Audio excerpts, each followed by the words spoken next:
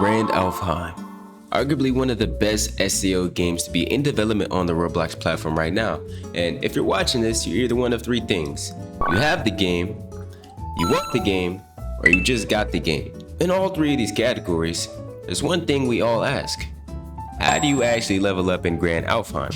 Greetings, Chattanooskes. My name is Atsuya, and today I'm here to give you a quick rundown and overview of how to actually level up in Grand Alfheim, since we have absolutely no type of guides. Your boy is here to save the day. So before we do actually hop into this guide, if this is your first time seeing me and you do enjoy content of mine, be sure to subscribe and check out some of my other channels. With that, let's actually hop into Grand Alfheim and go over how to actually level up properly.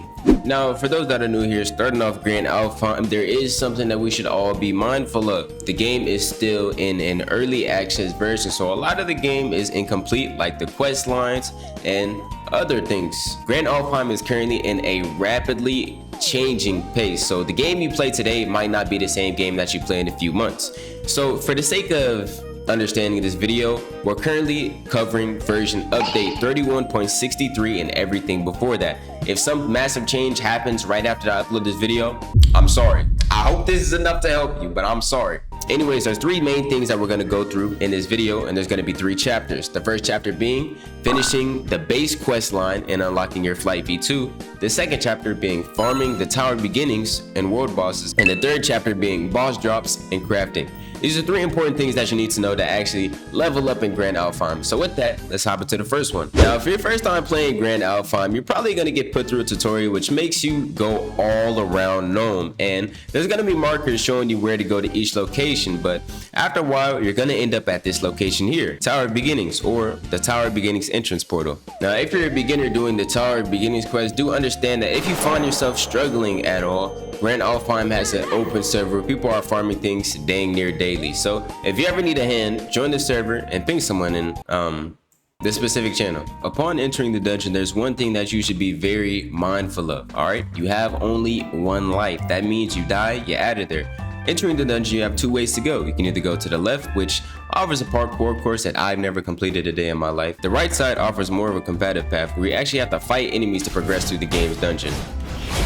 Now, reaching this part of the dungeon, you just gotta simply pull this lever, which is gonna spawn a whole bunch of enemies, and then you pull it again, which clears about half of them, leaving you with a few left to clear out.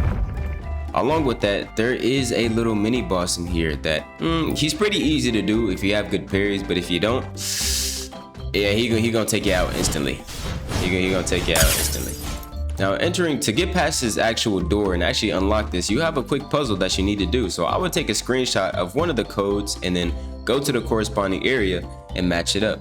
Now, you pretty much match up these blocks that you got right there along with the corresponding order that the screenshot has. For example, this one is last. And after you get the order correct finally, all of these will begin to give you a nice blue flame showing that you unlocked this part. The dungeon is now open and we can take on the boss. And the only boss that'll show in the Tower Beginnings is the Skeletal Dragon. Now, there's actually a quest that you can get from this guy, but you have to go to a certain town. I'll show you in a second. Easy. And the boss has been defeated. And that, folks, is how you clear the Tower Beginnings. Now, Tower Beginnings isn't hard, and there's three different difficulties: normal, easy, and hard. So if you find yourself struggling on normal or hard, don't be too prideful to adjust the difficulty. For those that are new here, if you press V on your keyboard on PC, it'll give you these wings. Now, at the time, you only had V1 flight, so you might not be able to fly as fast or as long, but the quest we'll be going to actually gives you your V2 flight. And also, by now you should have enough money to talk to the Skydock Master. Now, there are other ways to get to different places on the map, but this guy is just the fastest, I'm not gonna lie. The next area that we have to go to is Salamander territory. Up to this part, the game is actually pretty self-explanatory, but everything beyond this is when it can get just a little bit confusing because information just isn't directly in your face. You kind of got to ask around for it. If you fly just beyond the skyship this way, you'll get taken to a different territory. Flying into these clouds or sailing a ship into these clouds actually teleports you to a different area. Ah yes, this area is called Rave Mount, so you should spawn on a little ship like that, just like I did.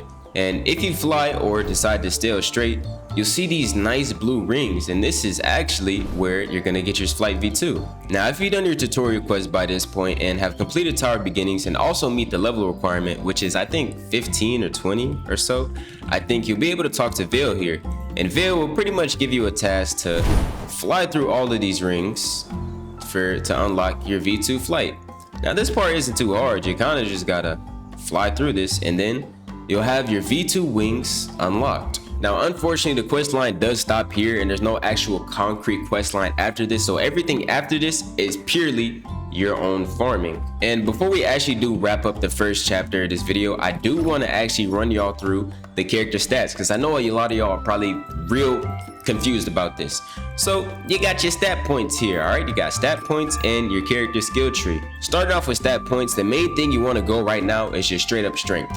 Just put everything into strength, so you get about, you know what I'm saying, I don't know, about 50 strength, and then you begin to start one-shotting things, and then you can start dumping stuff into health. Now, the skill tree right now, the character skill tree, I've heard doesn't actually work, so regardless of how much stuff you actually unlock, none of it actually does anything. What does work, however, is your magic skill tree. Now, your magic skill tree is actually important. Don't feel too picky, because you have enough stat points to unlock like most of these skills on most of these skill trees. As you see, I've messed with a few different skill trees here.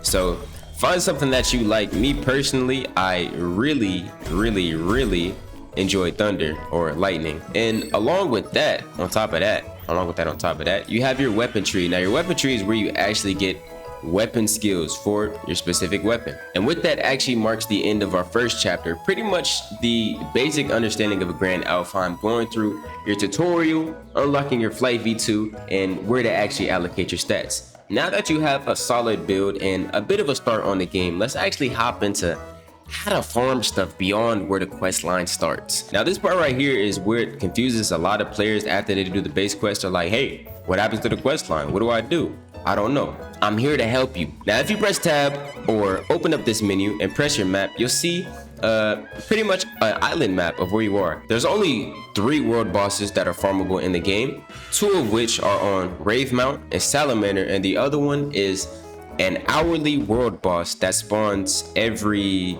3 hours or so. Now, unfortunately, I won't be showing any bosses in this video, because as you see, my ping right here is absolutely through the roof. Here at Rave Mount, there's a boss called the Unnamed Knight. Now, mind y'all, there are absolutely no quest lines for any of these world bosses, so you pretty much just farm them after you kill them and then just keep on killing the bosses.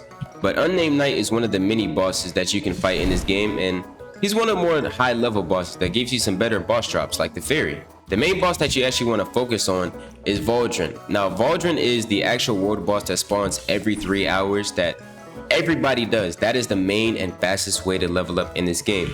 Farm this boss Valdrin until you get level 50. Once you're level 50, you'll be able to hold your own a little bit, but 75 to 100 is where you're farming for this boss.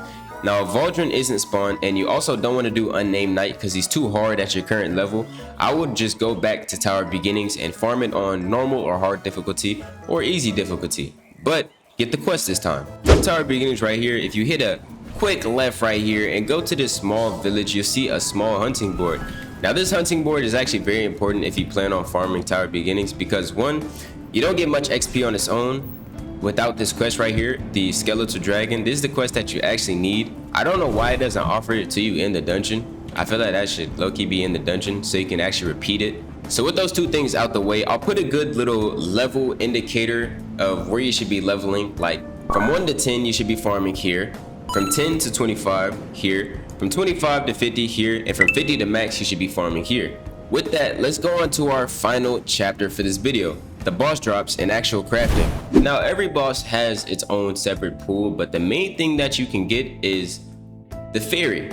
The Fairy is probably the most important drop in this game, because having the Fairy gives you 2 times drops permanently. As long as you have the Fairy equipped, you get 2 times drop. Now, there are 2 ways to get the Fairy. You get it through a legitimate drop, or you trade for it. Or Rio, slide your boy a Fairy. Slide me a Fairy. I need one. There are plenty of boss drops that you can actually get from this game.